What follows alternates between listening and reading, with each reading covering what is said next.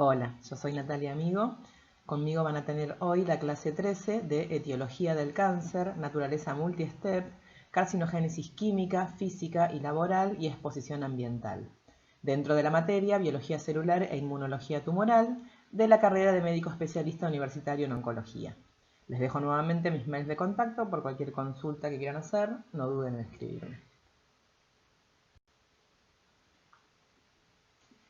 Bueno, es ampliamente aceptado que la carcinogénesis es un proceso de pasos múltiples, que involucra una serie de alteraciones genéticas y epigenéticas, las cuales actúan activando oncogenes e inactivando genes supresores de tumores. Estas mutaciones se acumulan en las células y llevan al cambio en su comportamiento desde un crecimiento normal a uno sin restricciones, el cual puede conducir a la invasión de tejido circundante y a la producción de metástasis. Este proceso de pasos múltiples ha podido ser identificado tanto en observaciones clínicas, epidemiológicas, como en experimentos de laboratorio. El proceso implica la iniciación y la progresión del cáncer y depende de la acumulación de mutaciones que guardan semejanza entre las distintas variantes tumorales. Aunque las neoplasias son muy diferentes de acuerdo con el tejido donde se originan, la localización anatómica o sus manifestaciones clínicas, los daños moleculares que las iniciaron suelen ser similares. Y aquí tenemos un esquema de la progresión del cáncer que nos muestra cómo desde un epitelio normal, una célula mutada, continúa en una hiperplasia, generando un carcinoma in situ, que luego se convierte en un carcinoma invasivo, que va a provocar migración celular, intravasiación, diseminación, extravasiación, micrometástasis, macrometástasis finalmente para formar por expansión un tumor secundario. Acá les quiero dejar un clásico, que son los sellos distintivos del cáncer, que si no lo vieron es un buen momento para que lo veamos, que en principio vamos al esquema de la izquierda, que comprende 6 capacidades biológicas adquiridas durante el desarrollo de varios pasos de los tumores humanos. Estos sellos constituyen un principio organizador para racionalizar las complejidades de la enfermedad neoplásica. Incluyen mantener la señal proliferativa, evadir los supresores del crecimiento, resistir la muerte celular, permitir la inmortalidad replicativa, inducir la angiogénesis y activar la invasión y la metástasis. Detrás de estas características se encuentra, por supuesto, la inestabilidad del genoma, que genera que la diversidad genética acelere su adquisición, y la inflamación, que fomenta múltiples funciones características. El progreso conceptual en la última década ha agregado nuevos sellos emergentes de potencial generalidad a esta lista, que es el esquema de la derecha: la reprogramación del metabolismo energético y la evasión de la destrucción inmunológica. Además de las células cancerosas, los tumores exhiben otra dimensión de complejidad, contienen un repertorio de células reclutadas, aparentemente normales, que contribuyen a la adquisición de rasgos distintivos mediante la creación del llamado microambiente tumoral. El reconocimiento de la aplicabilidad generalizada de estos conceptos afecta cada vez más el desarrollo de nuevos medios para tratar el cáncer humano. Entonces, bueno, como dijimos, la ilustración de la izquierda abarca las 6 capacidades distintivas propuestas originalmente en el 2000, y a la derecha tenemos los sellos o distintivos emergentes y características habilitadores. Un creciente cuerpo de investigación sugiere que estas 2 características adicionales del cáncer están involucradas en la patogenia de algunos y probablemente de todos los cánceres. Uno implica la capacidad de modificar o reprogramar el metabolismo celular, con el fin de apoyar de manera más eficaz la proliferación neoplásica. Y el segundo permite que las células cancerosas eviten la destrucción inmunológica, en particular por linfocitos T y B, macrófagos y células natural killer. Debido a que ninguna de las capacidades está todavía generalizada y validada por completo, se etiquetan como sellos o señales de identidad emergentes. Además, estas 2 características consiguientes de la neoplasia facilita la adquisición de los sellos centrales y de los emergentes. La inestabilidad genómica y por lo tanto la mutabilidad dotan a las células cancerosas de alteraciones genéticas que impulsan la progresión tumoral. La inflamación de las células inmunitarias innatas, diseñadas para combatir infecciones y curar heridas, puede resultar en un apoyo inadvertido de múltiples capacidades distintivas, manifestando así las ahora ampliamente apreciadas consecuencias de las respuestas inflamatorias que promueven tumores. Vamos a hablar un poquito de las células del microambiente tumoral. En el esquema superior tenemos un conjunto de distintos tipos de células que constituyen la mayoría de los tumores sólidos. Tanto el parénquima como el estroma de los tumores contiene distintos tipos y subtipos de células que colectivamente permiten el crecimiento y la progresión del tumor, que son las que están aquí nombradas. En particular, las células inmunoinflamatorias presentes en los tumores pueden incluir subclases tanto promotoras de tumores como destructoras de tumores. En el esquema inferior tenemos los microambientes distintivos de los tumores. Los múltiples tipos de células del estroma crean una sucesión de microambientes tumorales que cambian a medida que los tumores invaden el tejido normal y posteriormente siembran y colonizan tejidos distantes. La abundancia, la organización histológica y las características fenotípicas de los tipos de células del estroma, así como los de la matriz extracelular, evolucionan durante la progresión, lo que permite el crecimiento primario, invasivo y luego metastásico. Es probable que las células normales circundantes de los sitios primarios y metastásicos también afecten el carácter de los diversos microambientes neoplásicos. Entonces, ya establecimos que la carcinogénesis no es un evento, sino un proceso, que es una serie de cambios celulares discretos que resultan en una progresiva autonomía en los procesos celulares. Es un proceso multifactorial de etapas múltiples que eventualmente da como resultado la aparición de múltiples subpoblaciones de células malignas. Los cambios genéticos más tempranos que ponen en marcha la carcinogénesis dependen de factores ambientales. La correlación entre carcinogénesis, que es la generación del cáncer, y la mutagénesis, que es la producción de un cambio en la secuencia de ADN, es bien clara para tres tipos de agentes. Entonces podemos clasificar a los agentes o carcinógenos en agentes químicos, físicos y biológicos. Los carcinógenos químicos habitualmente causan simples cambios en la secuencia de nucleótidos.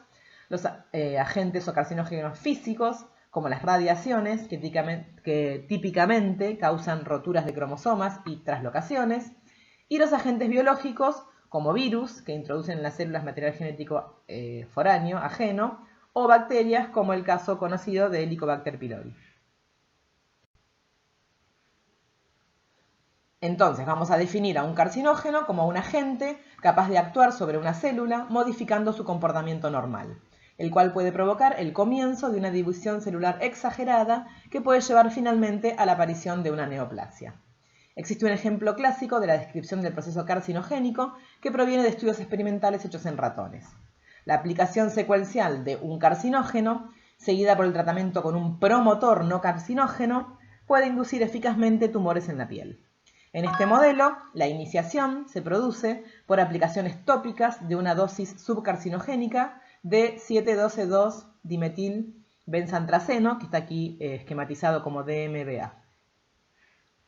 Y bueno, este es el que provoca la iniciación y luego la aplicación de un promotor va a continuar el proceso hacia la progresión y finalmente terminar en un carcinoma de células escamosas. Entonces, para definir la naturaleza multistep del cáncer, definimos la iniciación, la promoción y la progresión. La iniciación la podemos de nuevo definir como un daño en el ADN y una mutación genética permanente producida por varios factores, como ya dijimos, físicos, químicos y biológicos. La promoción la podemos clasificar como la exposición posterior de la célula dañada a uno o más agentes promotores, que pueden ser drogas, hormonas, polución o algunos componentes carcinógenos del tabaco. Y la progresión, tenemos un paso intermedio denominado conversión, y luego continuamos con la progresión, que incluye efectos mutagénicos y no mutagénicos que conducen a cambios morfológicos que incrementan caracteres de malignidad, como pueden ser la invasión y la posterior metástasis. Entonces, de nuevo, retomando, sobre la base de experimentos en ratones, el proceso de carcinogénesis fue dividido en las etapas que antes nombramos: iniciación, promoción, podemos incluir la conversión maligna y la progresión. Dijimos que la aplicación secuencial de un carcinógeno, en este caso el DMBA, seguido por el tratamiento de un promotor no carcinógeno, en este caso TPA, puede inducir eficazmente tumores en piel. En este modelo, la iniciación se produce por aplicaciones tópicas de una subdosis de DMBA. El tratamiento causa un daño en el ADN que resulta en la mutación de, en este caso, el oncogen HRAS de las células epidérmicas. La promoción se realiza con aplicaciones repetidas de la sustancia promotora para la piel. Las más comunes son los ésteres de Forbol, como el 12-O-tetradecanoil-Forbol 13-acetato, abreviado como TPA. Aunque la mayoría de los promotores tumorales no se unen covalentemente al ADN y no son mutagénicos per se, producen una serie de cambios celulares y bioquímicos, como por ejemplo el aumento de la actividad de la proteína quinasa C, PKC, y el aumento de la expresión de factores de crecimiento transformantes, como el PGF-alfa, y los factores de transcripción C-Jun y C-Fos, los cuales tienen una conexión directa con la regulación del crecimiento y diferenciación celular. Esto conduce a una expansión clonal selectiva de las células epidérmicas iniciadas y lleva a la formación de múltiples papilomas. En las siguientes etapas se producirá la conversión maligna por cambios genéticos suficientes para que las células del papiloma adquieran ventajas de crecimiento y se produzca su conversión a un carcinoma escamoso. Y la etapa de progresión es generalmente un proceso espontáneo, caracterizado por inestabilidad genómica y por alteraciones cromosomales. Retomando, vamos a definir un poquito más la iniciación. Dijimos que involucra la exposición de las células normales a carcinógenos que causan daños genéticos. En las células existen mecanismos capaces de reparar estos daños. Por lo tanto, la célula puede revertir la alteración producida por la sustancia iniciadora y devolver al ADN su estructura original antes de la fijación del daño. Así la célula sería nuevamente una célula normal. Sin embargo, si el daño genético es irreversible, es decir, no puede ser reparado por la maquinaria celular, la célula es considerada iniciada. Estas células iniciadas poseen alterada su respuesta a estímulos ambientales, por ejemplo, su respuesta frente a los factores de crecimiento. La iniciación es un evento genético de baja frecuencia y es directamente dependiente de la dosis del carcinógeno. Si el daño no puede repararse, como dijimos, este proceso es irreversible. Las células pueden permanecer estacionarias en este estado de iniciadas durante tiempos variables si no son estimuladas a dividirse, ya que tenemos nuevamente el ejemplo de la sustancia iniciadora que venimos nombrando, el DMBA, con su estructura química. La promoción comprende la expansión clonal selectiva de las células iniciadas a tumores visibles, generalmente a lesiones benignas o a focos de células preneoplásicas. Ciertos promotores parecen estimular la proliferación celular de manera muy similar a como lo hacen los factores de crecimiento. La promoción puede ocurrir como consecuencia de exposiciones exógenas, por ejemplo, al humo del cigarrillo o a infecciones virales, o puede ser un proceso endógeno como la estimulación hormonal. Los promotores tumorales pueden reducir el periodo de latencia en la formación del tumor después de la exposición a un iniciador o aumentar el número de tumores formados. También son capaces de inducir la formación tumoral en combinación con una dosis de iniciador que es demasiado baja para ser carcinógena por sí misma. La dosis total de un promotor tumoral es menos importante que las administraciones repetidas. Y si estas son detenidas antes de que haya ocurrido transformación maligna, las lesiones podrían regresionar. Por lo tanto, la promoción, a diferencia de la iniciación, podría tener puntos de reversibilidad. Debido a que la tasa de acumulación de mutaciones es proporcional a la tasa de división celular, la expansión clonal de células iniciadas produce una población celular más numerosa, con mayor riesgo de cambios genéticos adicionales y o conversión maligna. Aquí tenemos un ejemplo, que ya lo nombramos, de la sustancia promotora no carcinogénica que estimula la proliferación celular, el TPA. La conversión maligna es un paso que algunos autores consideran intermedio, que es la transformación de las células preneoplásicas a células que expresan el fenotipo maligno. Este proceso requiere de cambios genéticos adicionales, los cuales pueden resultar de errores en la síntesis de ADN. La conversión de una fracción de células de un tumor benigno o una lesión preneoplásica hacia la malignidad es baja y es proporcional a la tasa de división celular y a la cantidad de células ciclando. Esta probabilidad de conversión maligna relativamente baja puede ser sustancialmente aumentada por la exposición a agentes dañinos para el ADN. Finalmente, la progresión tumoral comprende la expresión del fenotipo maligno y la tendencia de células ya malignas de adquirir características cada vez más agresivas. Por lo tanto, la progresión tumoral se caracteriza por una inestabilidad genómica, con la amplificación y expresión génica alterada, resultando en una mayor tasa de crecimiento, invasión y metástasis. Puede definirse como el proceso por el cual una o más proliferaciones focales, como pólipos o nódulos, sufren una evolución celular lenta hacia la malignidad. Esta definición incluye una serie de cambios que una neoplasia maligna debe acumular para tornarse más maligna y propensa a mostrar invasividad y luego metastatizar. La inestabilidad genética incluye un grupo de mecanismos genéticos que producen cambios al azar en el genotipo y que en el proceso de carcinogénesis pueden causar aneuploidía. Aquí tenemos un ejemplo, vamos a verlo en pasos sencillos, del protocolo de carcinogénesis química experimental en la piel del ratón.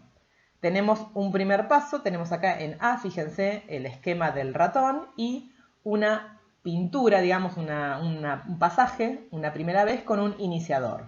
Luego de 3 meses no se producen cambios. Luego tenemos en B múltiples pasajes con el promotor y tampoco se producen cambios. En C, en cambio, tenemos una aplicación, una puntual de una vez con el iniciador y un paso intermedio de múltiples aplicaciones del promotor en el área iniciada y vemos cómo se produce un papiloma. En D, en cambio, tenemos la aplicación una vez del iniciador en otra zona, múltiples aplicaciones del promotor en una zona adyacente y vemos cómo no se producen cambios. Continuando con el esquema del protocolo de carcinogénesis química experimental en la piel del ratón, tenemos aquí en el esquema en D, nos muestra cómo, recordemos, la aplicación de una vez del iniciador y múltiples aplicaciones del promotor en un área adyacente no produce cambios. En cambio, en D tenemos una primera aplicación con el iniciador y luego aplicaciones del promotor, se produce el papiloma, pero si dejamos de aplicar el promotor, puede haber una reversibilidad. En F, en cambio, tenemos la aplicación de la primera vez del iniciador, múltiples aplicaciones del promotor, más aplicación extensiva del promotor, y por más que dejemos de aplicar el promotor, el papiloma ya se produjo. Y por último, en G, tenemos la aplicación de una vez del promotor, múltiples aplicaciones, una vez del iniciador, múltiples aplicaciones del promotor y nuevamente al papiloma le aplicamos el iniciador y vemos cómo finalmente se genera un carcinoma.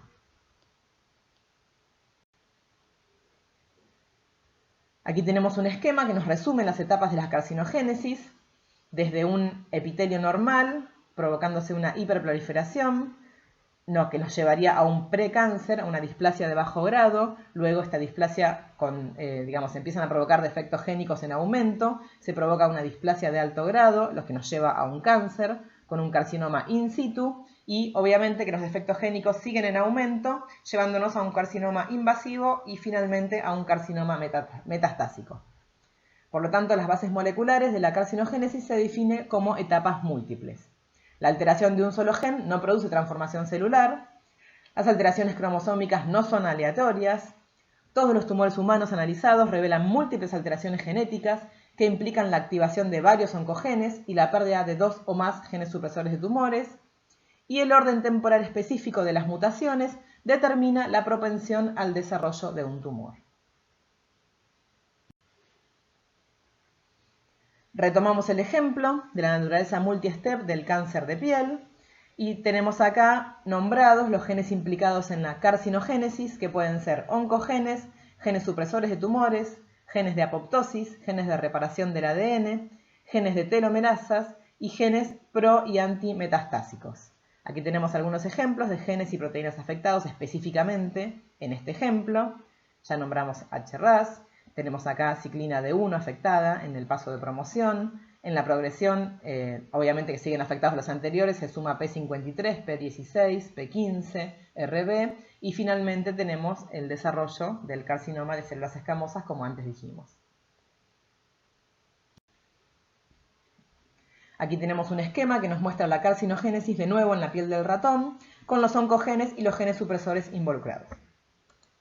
Si recuerdan, tenemos el primer paso de la pintada de la aplicación del iniciador, y aquí tenemos una mutación en RAS. que nos va a llevar a las células iniciadas y con aumento, con aplicaciones repetidas del promotor, va a llevar al desarrollo de un papiloma. Y tenemos un segundo paso de una segunda pintada con el iniciador que nos lleva a mutaciones en P53. Si el promotor es removido, el papiloma puede regresar, puede producirse regresión, digamos, del mismo. En cambio, con RAS y P53 mutado, se produce una expansión independiente del promotor, una progresión y finalmente el carcinoma. Otros ejemplos de promoción, en este caso progresión tumoral en cáncer de colon, tenemos un epitelio normal, la pérdida de APC nos causa un epitelio hiperplásico, tenemos una hipometilación del ADN, activación de KRAS, pérdida de segmentos de TCG del 18Q, pérdida de P53, que provoca adenomas intermediarios, medios y tardíos, según la progresión de las mutaciones, provocando un carcinoma, finalmente continuando con la invasión y la metástasis. Debajo tenemos un esquema que nos muestra las etapas en la patogénesis del carcinoma de células escamosas de pulmón. De nuevo tenemos un epitelio normal, tenemos una pérdida en 9P que provoca una hiperplasia y una metaplasia, pérdidas progresivas en otros genes, como 17P, P53, 3P, provoca displasias, carcinomas in situ. Acá tenemos de nuevo la mutación en RAS, e inestabilidad de microsatélites que nos lleva finalmente a un carcinoma invasivo. Otro ejemplo de progresión tumoral en cáncer de cabeza y cuello, tenemos en principio una progresión histológica desde una mucosa normal, pasando a una hiperplasia o una displasia, un carcinoma in situ y finalmente a un carcinoma, y las alteraciones genéticas asociadas, por ejemplo la inactivación de P16, la pérdida de heterocigosidad de 17P, la mutación de P53, la activación de ciertos factores como IGFR, la activación de la ciclina D1, que ya las nombramos, mutaciones en RAS nuevamente, y nos lleva esto a una predisposición a un cáncer bucal. Nuevamente recordando las etapas de la carcinogénesis, pero así como la carcinogénesis es un proceso progresivo y multifásico que nos lleva desde una célula normal por iniciación a una célula iniciada, por promoción a una lesión preneoplásica, por conversión a un tumor maligno y por progresión a un cáncer clínico y metastásico, es posible actuar en cada etapa, ya sea en la prevención, en los factores de riesgo, en la detección, o sea, en el momento de la promoción, en la detección temprana y la vigilancia, en el momento de la conversión y la progresión, en el diagnóstico, el tratamiento, seguimiento y soporte, y finalmente en el cuidado terminal y soporte del paciente. Bueno, recordemos el proceso de carcinogénesis, lo definimos como complejo y multifactorial y como resultado de la exposición a diversos agentes exógenos y a su interacción con el genotipo de cada individuo. Estos agentes los podemos clasificar como físicos, químicos y biológicos. Dentro de los físicos nos encontramos con las radiaciones ionizantes, las radiaciones ultravioletas y fibras minerales y cuerpos extraños. Dentro de los químicos los podemos a su vez subclasificar como de acción directa o de acción indirecta, también denominados procarcinógenos, que los vamos a ver en detalle en breve. Y dentro de los biológicos, que no es motivo de esta clase, pero de todos modos se los quería nombrar, tenemos una subclasificación en agentes biológicos de tipo viral, de tipo bacterianos o de tipo hormonales. Como ya hemos mencionado, la correlación entre carcinogénesis y mutagénesis está clara para estos carcinógenos químicos, físicos y biológicos. En esta clase nos vamos a ocupar de la carcinogénesis química y física, de la exposición laboral y ambiental a estos carcinógenos.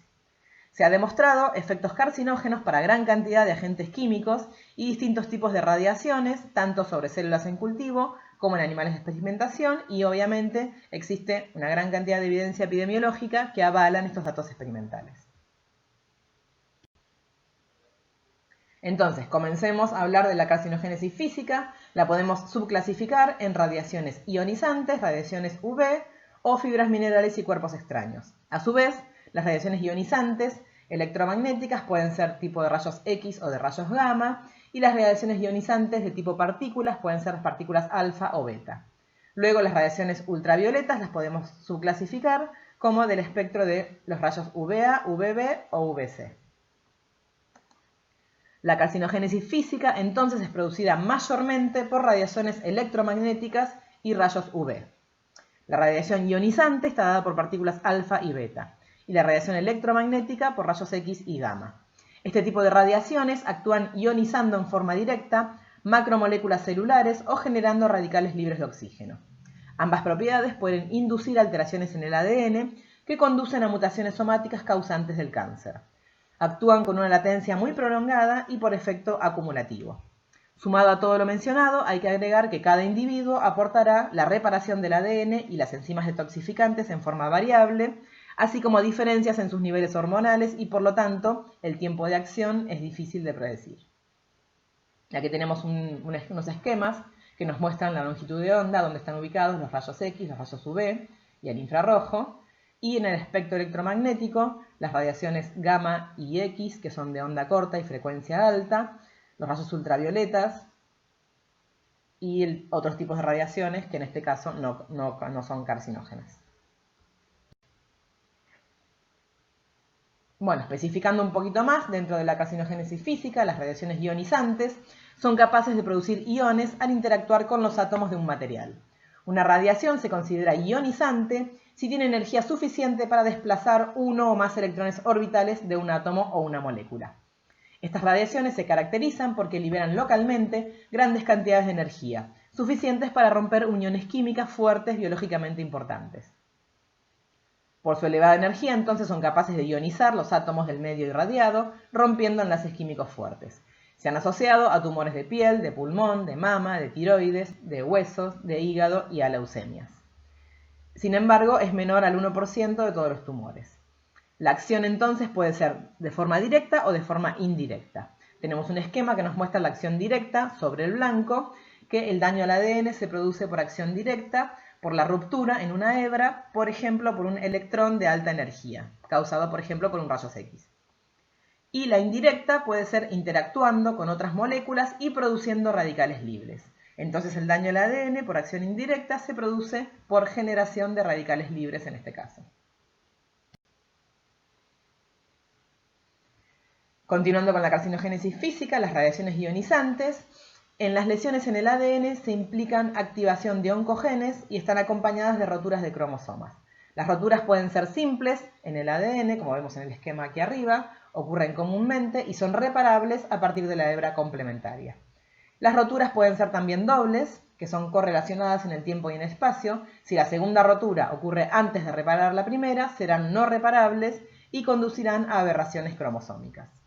Se sabe que las radiaciones ionizantes son muy efectivas en la producción de aberraciones cromosómicas, de lesiones y traslocaciones, y bastante menos efectivas en inducir mutaciones puntuales. Entonces, de nuevo, tenemos aquí un esquema que nos muestra las radiaciones ionizantes. Como ya dijimos, pueden tener un efecto directo en el ADN o un efecto indirecto por la formación de radicales libres, y este daño al ADN puede ser reparado constituyendo una reconstitución tisular o puede haber una reparación ausente o aberrante que puede provocar o bien la muerte celular o la reparación aberrante, teratogénesis o carcinogénesis, obviamente asociadas a transformaciones adicionales y a la promoción que ya fuimos nombrando. Hay varias fuentes de radiaciones ionizantes, incluyendo los rayos cósmicos, el radón, pérdidas de bombas atómicas o ensayos nucleares, así como los rayos X a los que nos exponemos en las radiografías. En el caso de los rayos cósmicos, entran a la atmósfera de la Tierra desde el espacio exterior. Esta radiación puede ser responsable de un muy pequeño porcentaje, alrededor del 1%, de nuestro riesgo de cáncer total. En cuanto a las partículas subatómicas, alfa, beta, protones y neutrones, solo se encuentran expuestos a aquellas personas presentes en accidentes nucleares o trabajadoras de plantas nucleares. En cambio, las radiaciones ultravioletas provienen naturalmente de la luz solar. Los podemos clasificar en rayos UVA, UVB y UVC. La longitud de onda correspondiente a la zona media del espectro de los rayos ultravioletas es la que representa un mayor riesgo como agente carcinógeno, que son los rayos UVB. Las radiaciones UVC son carcinógenos muy potentes, pero son filtrados por suerte por la capa de ozono, y las radiaciones UVA, que atraviesan muy fácilmente la capa de ozono, son de muy bajo potencial carcinógeno. Entonces, la radiación ultravioleta C es la de menor longitud de onda, cubre toda la parte ultravioleta menor a 290 nanómetros y es letal para todas las formas de vida de nuestro planeta, pero es totalmente absorbida por el ozono. La radiación ultravioleta A, con una mayor longitud de onda que los rayos UVB y C, entre 400 y 320 nanómetros, es relativamente inofensiva y pasa casi en su totalidad a través de la capa de ozono. Este tipo de radiación alcanza los efectos de la radiación ultravioleta B, pero mediante dosis unas 1000 veces superiores, característica que la convierte en la menos perjudicial. Alcanza la Tierra con una intensidad muy superior a la UVB, por lo tanto es recomendable protegerse. Entre las radiaciones UVA y UVC está la radiación UVB, con una longitud de onda entre 280 y 320 nanómetros, menos letal que la segunda, pero de mayor riesgo carcinogénico. Gran parte de esta radiación es absorbida por el ozono, pero una porción considerable alcanza la Tierra en su superficie, afectando a los seres vivos, produciendo, además del bronceado, quemaduras y envejecimiento de la piel y cáncer de piel, entre otros. Aquí tenemos un ejemplo que nos muestra cómo la radiación UVB, actuando en la piel, en los ojos y en los labios, provoca que la citosina y timina absorban esta luz, un aumento de energía que produce la reacción entre estas bases y forma dímeros, y provocando finalmente carcinomas de células escamosas, carcinoma vasocelular y aumentando los melanomas. Como dijimos, los tejidos afectados directamente por los rayos UVB son la piel y los ojos. En la carcinogénesis de la piel se ha demostrado que los rayos UVB son los que mutan al ADN. Está relacionado con carcinomas cutáneos, como el carcinoma vasocelular y epidermoide, y aumenta el riesgo de melanoma. La protección que tenemos es la pigmentación y el grosor de la piel. Las bases citosina y timina del ADN absorben la luz, aumentan su energía y reaccionan entre sí formando dímeros de tipo CC, TT o CT, resultando en el cambio de la secuencia nucleotídica. Este tipo de radiación es responsable por distintos tipos de cáncer de piel, como el carcinoma de células escamosas, que ya nombramos, carcinoma vasocelular y melanomas. En particular, en los carcinomas cutáneos, con frecuencia se verifican mutaciones debidas a dímeros de pirimidinas, demostrándose así el rol de los rayos UVB en este tipo de cáncer. Entonces, cuando hay dos pirimidinas sucesivas, como vemos aquí en el esquema, en la misma hélice, la luz UVB hace que se produzcan puentes de hidrógeno entre ambas, provocando dímeros de timinas, que son los más frecuentes.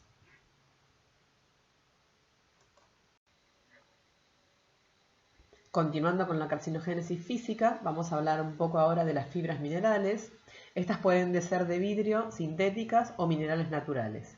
Los asbestos específicamente es el nombre comercial de un grupo de minerales de silicatos hidratados que se encuentran en la naturaleza y que cristalizan como fibras. Su posible actividad carcinogénica es universalmente reconocida y los niveles industriales de asbestos se han reducido grandemente para disminuir el riesgo de exposición ocupacional. Los asbestos están implicados en la génesis de mesotelioma maligno y de cáncer broncopulmonar y tienen mucha sinergia con el humo de tabaco. Fíjense aquí en la figura la sinergia que tienen, digamos, con la exposición de asbestos junto con el humo del tabaco. Producen alteraciones en anafase, interfiriendo con la segregación de los cromosomas. El mecanismo de la carcinogénesis puede ser por producción de grandes lesiones multilocus, por inducción de especies reactivas de oxígeno, por inducción de genes de respuesta temprana, como FOS y JOM, y por expresión aumentada de PDGF, TGF, TNF y de varias citoquinas. Luego vamos a hacer mención, dentro de los carcinógenos físicos, a los cuerpos extraños, que se ha comprobado experimentalmente la inducción de fibrosarcomas por cuerpo extraño. Se utilizan modelos experimentales, cilindros de vidrio, para inducir fibrosarcomas por cuerpo extraño. Y se pregunta si funcionará igual en el humano con los cristales en la vejiga. Pasamos ahora al otro grande grupo de carcinógenos, que son los carcinógenos químicos. Está comprobado la exposición humana a agentes químicos que permitió la identificación de especies moleculares causantes del cáncer. Este es un breve esquema del cual vamos a desarrollar. La exposición humana, en los primeros casos que tenemos de exposición laboral, fue de los desayunadores, la estructura del carcinógeno que tenemos aquí asociado y la enfermedad relacionada que fue el cáncer de escroto. Luego tenemos ejemplos, por ejemplo, Aspergillus flavus, la aflatoxina B1 que provoca cáncer de hígado, y la exposición conocida al cigarrillo con todos sus agentes, que provoca cáncer de pulmón, dentro de varios más. Vamos a ir viendo ahora en detalle cada uno de ellos. Entonces, los carcinógenos químicos, el origen de estos carcinógenos es variado. Algunos pueden ser productos naturales, presentes en vegetales, microorganismos y combustibles fósiles, mientras que otros son productos sintéticos, industriales o inclusive utilizados en la medicina.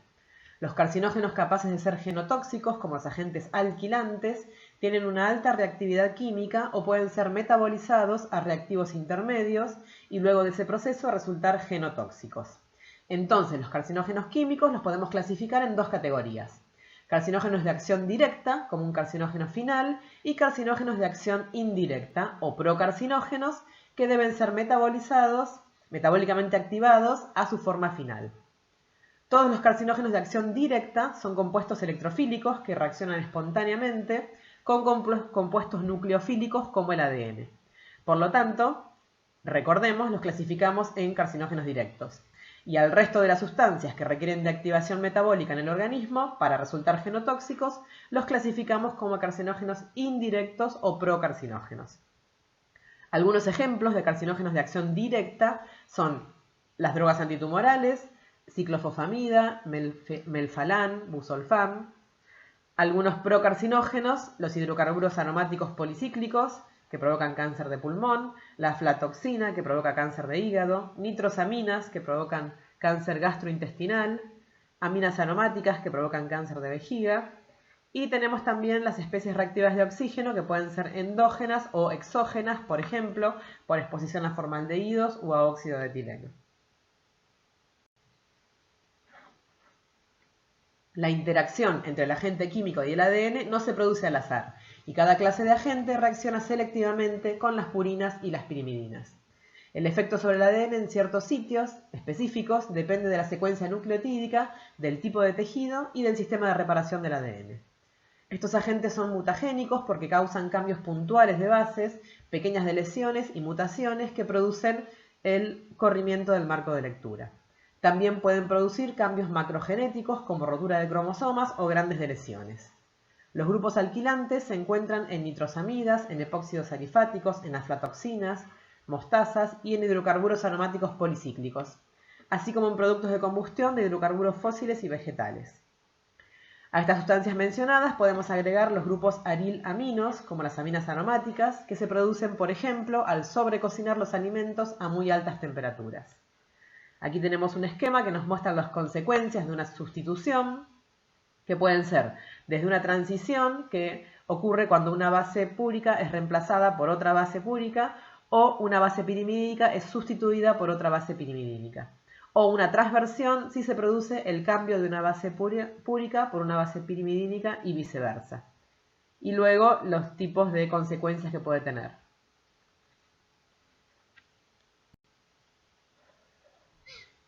Dentro de la carcinogénesis química, entonces, los agentes alquilantes los definimos como grupos químicos con capacidad de ceder sus grupos alquilo a grupos amino o a grupos ceto de los nucleótidos. Pueden tener acción directa como el dimetilsulfato, que es un reactivo que se utiliza para la metilación de fenoles, tioles y aminas, que produce clivaje directo de una base guanina, o el diepoxibutano, que provoca rupturas cromosómicas. Vamos ahora a hablar de un concepto muy importante, que es que los carcinógenos químicos forman aductos covalentes con las macromoléculas y sitios específicos en el ADN nuclear y mitocondrial. Esta cualidad de formar uniones covalentes con muchos elementos celulares es la que se asocia con la capacidad de inducir tumores a través de sus propiedades mutagénicas. Existe una buena correlación entre la habilidad de formar aductos con el ADN y la potencia de inducir tumores en animales de laboratorio, siendo el ADN el último blanco para la mayoría de los carcinógenos químicos. Los aductos del ADN son formas anómalas del mismo. Estas sustancias químicas genotóxicas, en general, pueden transferir grupos alquilos simples o complejos a sitios específicos en las bases nucleotídicas del ADN. Entonces, un aducto biológico es un complejo que se forma cuando un compuesto químico se une a una molécula biológica, como el ADN o las proteínas. Un ejemplo, un derivado del benzopireno, del humo del tabaco, se une a la guanina de un nucleótido de ADN formando aductos con el mismo. Se inducen cambios de bases, guanina o citosina, por timina o adenina, lo que puede originar una transversión de GAT. Este proceso se observa frecuentemente en los genes P53 y KRAS de los tumores pulmonares ocasionados por el tabaco. Aquí tenemos un esquema que nos muestra cómo un carcinógeno X, por activación metabólica, forma metabolitos reactivos y, en combinación con el DNA, forma los aductos que estamos nombrando, que pueden llevar a una muerte celular por apoptosis, a sistemas de reparación del DNA o a mutaciones en el DNA. Entonces, de nuevo, recordando un poquito la formación de aductos, tenemos sustancias electrofílicas que junto con el DNA o proteína hay fallas en los sistemas de reparación y falla el checkpoint, por lo tanto se provocan productos génicos alterados por aductos del ADN. Y esta generación de productos génicos puede dar como resultado una proteína ya sea mutada, acortada o, por lo contrario, un exceso de producción de proteínas.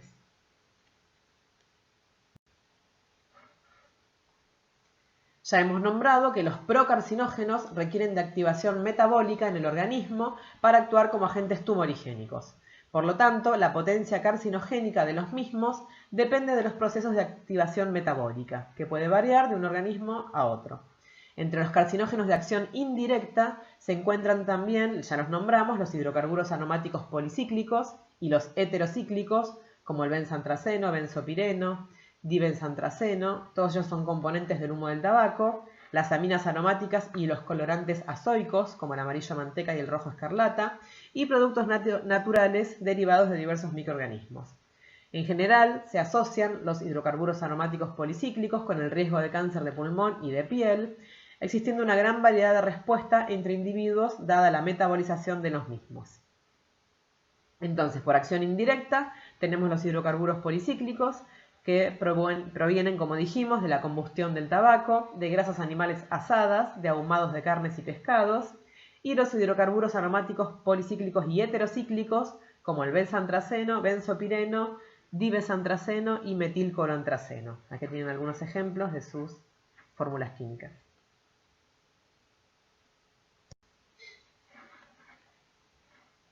Dentro de los carcinógenos químicos hemos nombrado también a los productos naturales.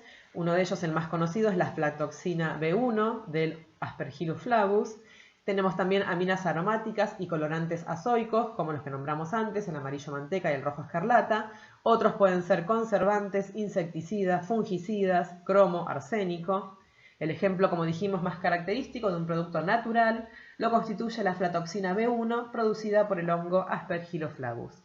Esta toxina reacciona con las guaninas del ADN y produce mutaciones, pero esto es posible solamente luego de su modificación por las oxidasas del citocromo P450 del hígado. La aflatoxina B1 se asocia, como ya dijimos, al cáncer de hígado.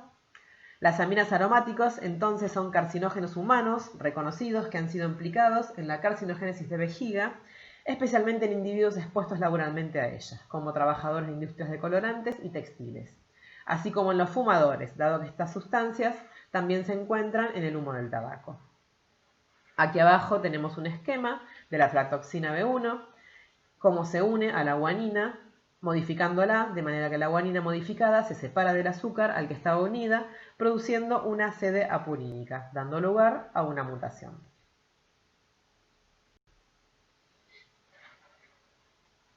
Tenemos como caso particular el consumo del tabaco, que ya hemos mencionado, algunos de sus componentes carcinogénicos del humo del mismo. Se han identificado al menos 30 sustancias químicas genotóxicas presentes en el tabaco. Todas ellas son ejemplos de sustancias que hemos mencionado en esta clase. En el caso del consumo de alcohol, este es un importante promotor de la carcinogénesis y es un factor que contribuye, en al menos un 75% de los casos, al desarrollo de cánceres vía aerodigestivas superiores. Como factor independiente tiene un efecto moderado y diversos estudios le adjudican distintos grados de riesgo dependiendo del tipo de bebida alcohólica. La mayoría de los estudios reportan al etanol como el factor de mayor relevancia. La mayor significancia clínica del uso y abuso del alcohol se relaciona con el efecto potenciador sobre el efecto carcinogénico del tabaco. Vamos a hacer ahora un poquito de historia. Ya en 1759, John Hill había hecho una asociación entre la inhalación del tabaco y el cáncer oronasal.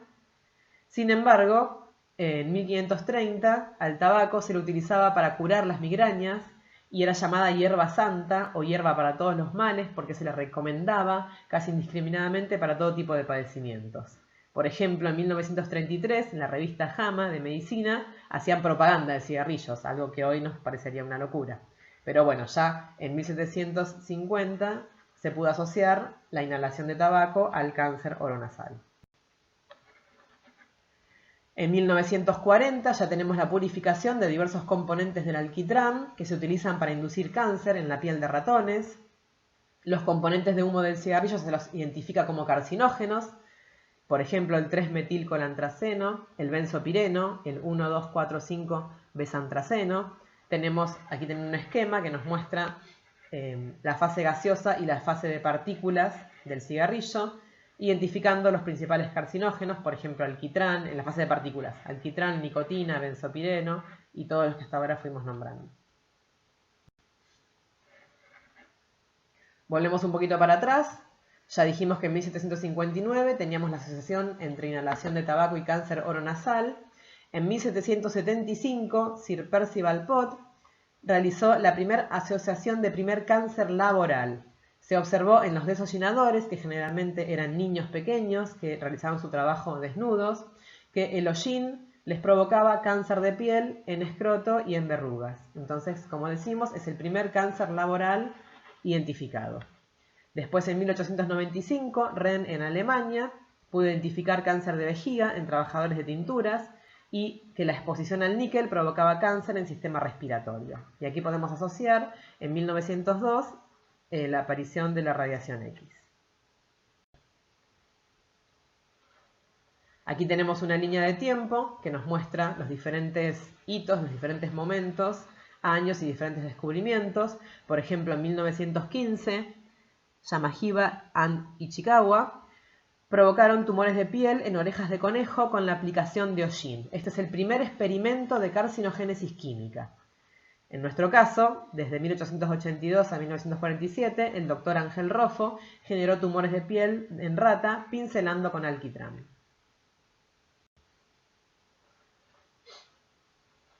Un poquito más de historia, en 1930, Kenaway y Higger, a partir de 2 toneladas de hollín, pudieron aislar 7 gramos de un polvo fluorescente, el 3,4-benzopireno, y luego Cook, Hewitt y Higger, el 1,2-besantraceno. Yosida, en ratas y ratones, provocó tumores de hígado con 2,3-dimetil-4-aminoazobenceno, y Hupper, Willey and Wolf, en perros, tumores de vejiga con 2-naftilamina. La Casagne, en el estroma, provocó tumores de mama en ratones machos. Por lo tanto, todo esto lo podemos nombrar como el nacimiento del concepto de las moléculas carcinogénicas. En 1940, entonces, surgían los primeros experimentos con carcinógenos químicos, como los que tenemos aquí nombrados: hidrocarburos halógenos, uretanos, sales de berilio, nitrosaminas, agentes antitumorantes alquilantes, aflatoxinas. En 1941, Peyton Roos clasificó la carcinogénesis en 2 pasos: la iniciación y la promoción. Entonces, recordando un poquito y ahora relacionándolo con la carcinogénesis química, tenemos la iniciación, que es la mutación en uno o más genes que controlan procesos regulatorios claves en la célula. Son cambios irreversibles. La promoción, recordemos, lo clasificamos como la propagación selectiva de la célula iniciada y su progenie por la continua exposición al agente promotor, y la progresión como la inestabilidad génica que provoca continuos rearreglos del cromosomas y nuevas mutaciones que pueden aumentar y favorecer el crecimiento independiente, la invasión y la metástasis. Retomemos la iniciación, entonces, la definimos como la mutación en uno o más genes que controlan procesos regulatorios en la célula. Son cambios irreversibles, se provoca una mutación, luego una fijación de la mutación, y el metabolismo puede alterar la capacidad del carcinógeno de inducir una mutación. Puede haber diferencias entre cepas o individuos. Y recordemos que es irreversible. Y nos preguntamos por qué falla la reparación. Porque las enzimas de reparación también pueden estar afectadas por el carcinógeno o porque puede haber fallas de los sistemas de reparación en detectar los aductos. Aquí tenemos un ejemplo de diferentes hidrocarburos aromáticos policíclicos. Estos actúan directamente y no necesitan metabolizarse. Luego pasamos a describir los carcinógenos incompletos, que son aquellos, recuerden, que necesitan ser metabolizados a intermediarios reactivos. Esta metabolización ocurre por las enzimas de citocromo P450 que están codificadas por genes CYP. Estos compuestos hidrofóbicos deben ser glucosidados para poder ser secretados en orina. Y aquí tenemos cómo diferentes compuestos van pasando por diferentes etapas intermedias para generar metabolitos más electrofílicos.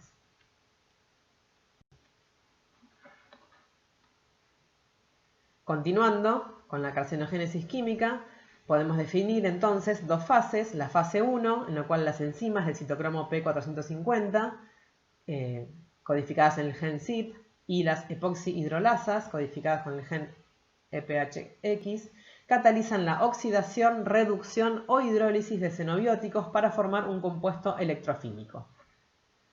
Polimorfismos de estas enzimas se saben que pueden estar asociados a incrementos de riesgo en cáncer de pulmón o esófago. Y aquí les dejo la cita de una publicación por si quieren investigar un poquito más. En la fase 2, entonces, tenemos que conjugan el intermediario a un compuesto endógeno, como por ejemplo glutatión, uridina, difosfatos o grupos sulfatos. Se incluyen aquí a las enzimas glutatión S-transferasa, UDP gluconotransferasa, sulfotransferasa, N-acetiltransferasas, etc. Y estos productos conjugados son solubles en agua. Entonces tenemos que un aumento de la fase 1 y una disminución de las enzimas de la fase 2 puede provocar un aumento de la formación de aductos. Aquí tenemos un esquema que nos ejemplifica la formación de aductos desde el benzopireno. Fíjense cómo aquí tenemos la acción de las enzimas que hemos nombrado de fase 1 y de fase 2. Y lo que finalmente se provoca es la unión de estos aductos a la guanina, la transversión de G a T, provocando finalmente una mutación con los consiguientes daños en el ADN.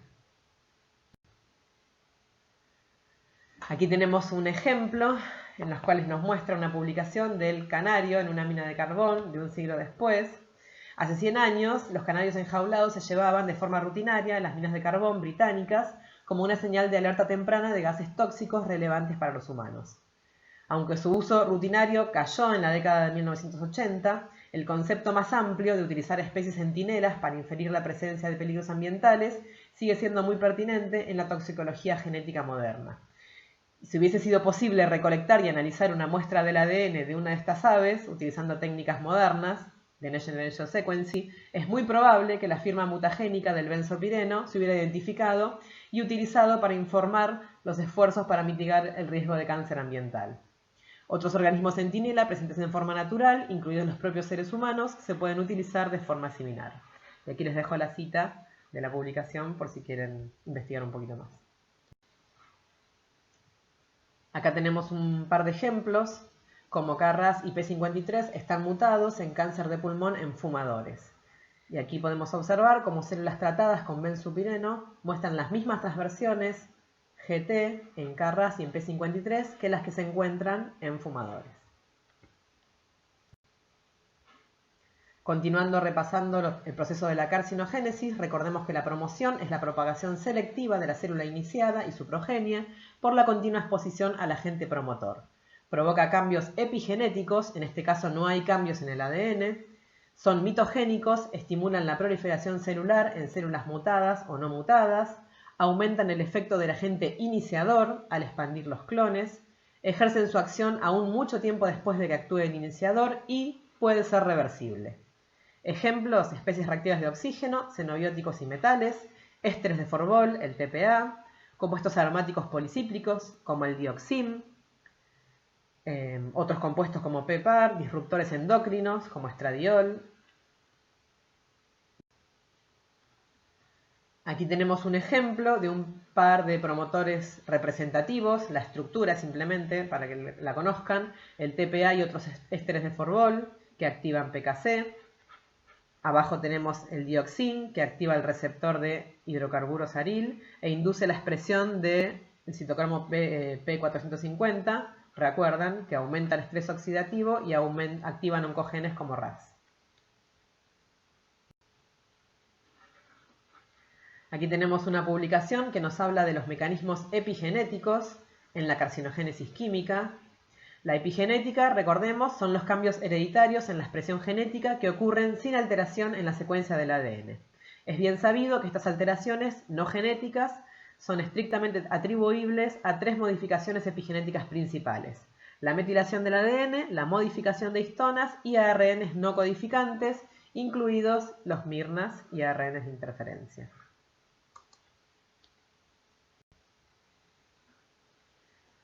Entonces tenemos los principales factores genéticos y epigenéticos asociados a la exposición de los hidrocarburos aromáticos policíclicos. La toxicidad asociada con la exposición a los hidrocarburos aromáticos policíclicos es el resultado de la variabilidad genética y de los mecanismos epigenéticos. Con respecto a la susceptibilidad genética, los polimorfismos en las enzimas que metabolizan estos hidrocarburos aromáticos policíclicos pueden tener un papel en la toxicidad asociada a ellos. Al mismo tiempo, la epigenética puede concurrir al fenotipo final a través de la metilación del ADN y a la desregulación de los mirnas. Tenemos entonces cambios genéticos en enzimas involucradas en la regulación de la transcripción. Aquí tenemos en este esquema nombrados diferentes inhibidores de diferentes enzimas que actúan mediante la epigenética. Y finalmente, como se observa, la reprogramación celular epigenética, alteraciones al inhibir el cáncer y una reexpresión de los genes supresores de tumores, inmunomodulación, programación de la muerte celular y bueno, todos cambios que finalmente pueden llevar a un aumento de la carcinogénesis. Aquí les dejo una publicación en las cuales nos cuentan que la aflatoxina B1 induce alteraciones epigenéticas. Esta publicación es del 2017, pero está totalmente vigente.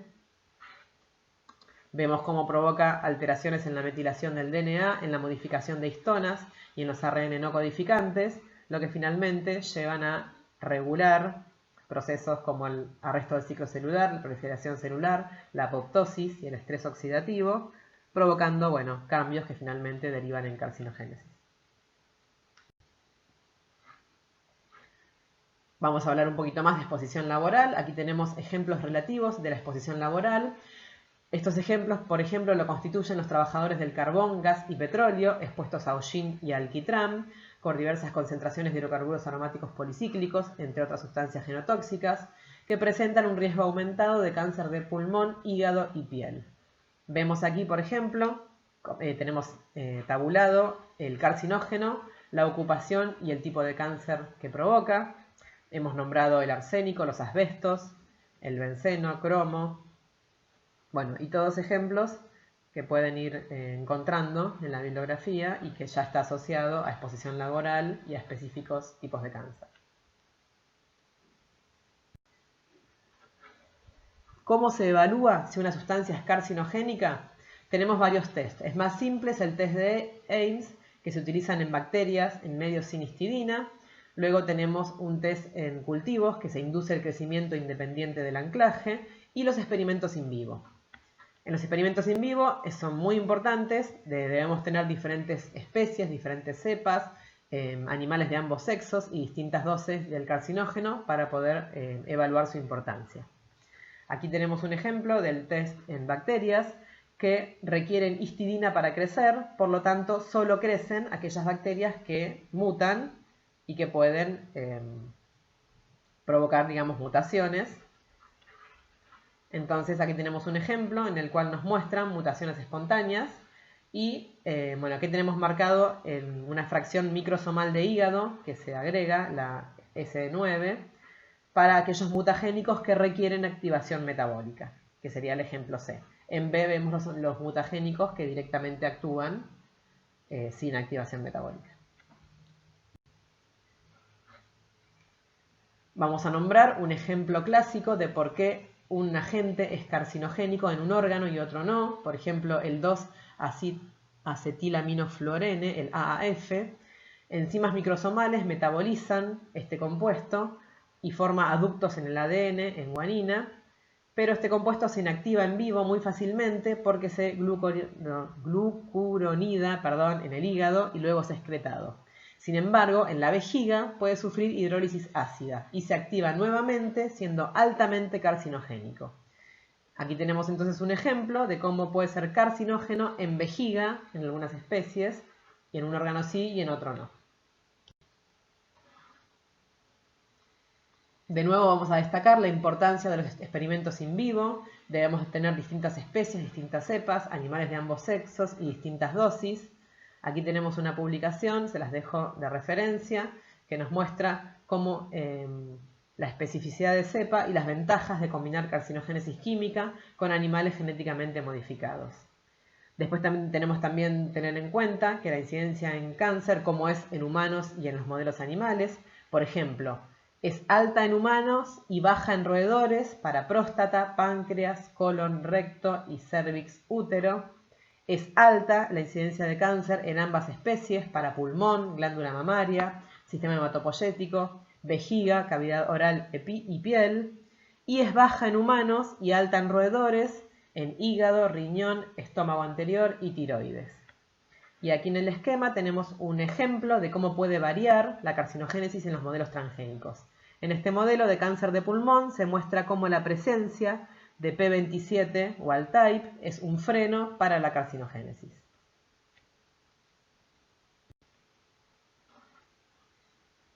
Aquí tenemos ejemplos de organismos genéticamente modificados para evaluar si una sustancia es carcinogénica. Se utilizan los Big Blue Mice, los Muta Mice o los GPT Delta Mice, en los cuales, bueno, primero brevemente se asocia el fago LAMBA con vectores de genes reporteros para mutaciones. Estos fagos se recuperan por técnicas de empaquetamiento y se introducen los vectores en E. coli. Se pueden estudiar todos los tejidos, tiene una gran ventaja. Se puede estudiar el tipo de mutaciones, son comerciales. En ratas se observan menos tasa de mutación espontáneas que en ratones. Y se pueden utilizar mutágenos especie específicos. Por ejemplo, la aflatoxina B1 es negativo en ratón y positivo en ratas. Vamos a definir otro concepto que le hemos nombrado, que es la potencia de un carcinógeno. La potencia de un carcinógeno puede ser cuantificada y expresada como la cantidad de compuesto necesario para inducir cáncer en el 50% de los animales. A su vez, la potencia de un carcinógeno va a depender del sitio de aplicación, del sitio de absorción, de su sitio de degradación, de su sitio de excreción, etc. Y tenemos un ejemplo que nos muestra cómo la sacarina, que en su momento fue muy hablado como carcinógeno, pero que se necesitan 10 gramos por kilogramo por día para que tenga una potencia del 50%. En cambio, la aflatoxina B1 se necesita 10 a la menos 6 gramos por kilogramo por día. Entonces, fíjense en esta tablita cómo tenemos diferentes dosis de potencia de cada carcinógeno ejemplificado.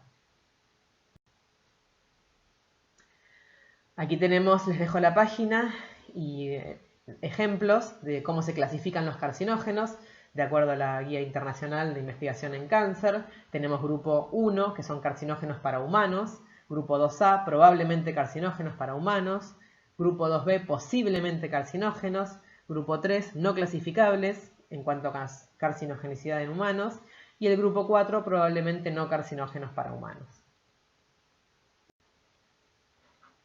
Otro ejemplo de la clasificación en carcinógenos, según la IARC. Aquí tienen el grupo, qué significa y qué incluye. Se los dejo de referencia. Y vamos a hablar un poquito de la carcinogénesis asociada a la terapéutica. Las neoplasias asociadas a la terapéutica se definen como un nuevo cáncer primario que se produce como consecuencia de la quimioterapia o la radioterapia.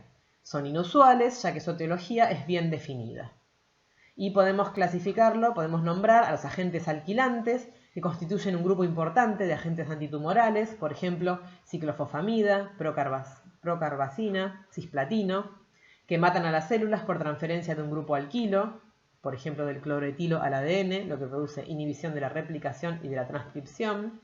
Tenemos también los agentes metilantes quimioterapéuticos, que pueden promover la aparición de células con reparación de ADN por apareamiento incorrecto, mismatch disfuncional e inestabilidad genómica concomitante, e inhibidores de la topoisomerasa. Estos quimioterápicos, como el etopósido, como la doxorubicina, impiden la religadura de roturas de doble cadena de ADN inducidas por enzimas, estabilizando la formación del complejo entre la proteína y su sustrato ADN. Estas, inducidas por estos cambios, este impedimento de las religaduras, pueden llevar a traslocaciones de genes transformantes cruciales, como el gen del linaje mixto en la leucemia. La radioterapia y la quimioterapia interactúan con otros factores, como el estado hormonal, el hábito de fumar y el genotipo, modificando el riesgo de desarrollar un segundo cáncer. Al comprender entonces los factores de riesgo implicados en el desarrollo del cáncer asociado a terapias y a los mecanismos por los cuales se desarrollan, podríamos prevenirlos o identificar los pacientes de alto riesgo.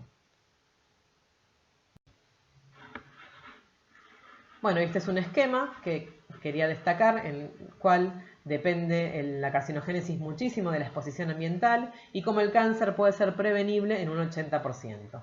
Tenemos entonces la interrelación entre el medio ambiente y la susceptibilidad individual, el estilo de vida, que puede ser el cigarrillo, los hábitos alimenticios, la nutrición, con agentes antioxidantes y agentes infecciosos. Dentro de la clínica tenemos la medicación, la radiación, enfermedades preexistentes y el sistema inmune funcional de cada individuo. Dentro de la susceptibilidad individual, la edad, el sexo, la genética de cada individuo. En el medio ambiente general, la exposición a contaminantes en el aire, agua y en la comida. Y la exposición laboral en el lugar de trabajo, en la exposición a sustancias químicas, físicas o radiaciones. Este es un breve resumen, en lo cual tenemos cómo el carcinógeno puede provocar intermediarios electrofílicos, la unión al ADN, la formación de aductos, cambios permanentes y células iniciadas, y aquí tenemos entonces el proceso de iniciación. Esto puede ser, digamos, inhibido por detoxificación, excreción, reparación o muerte celular por apoptosis.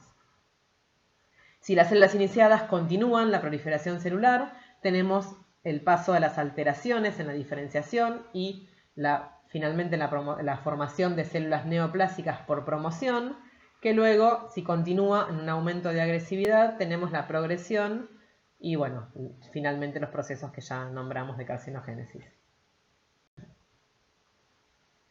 Les dejo aquí una breve guía de bibliografía básica y adicional, por si quieren investigar un poquito más de cada uno de estos temas.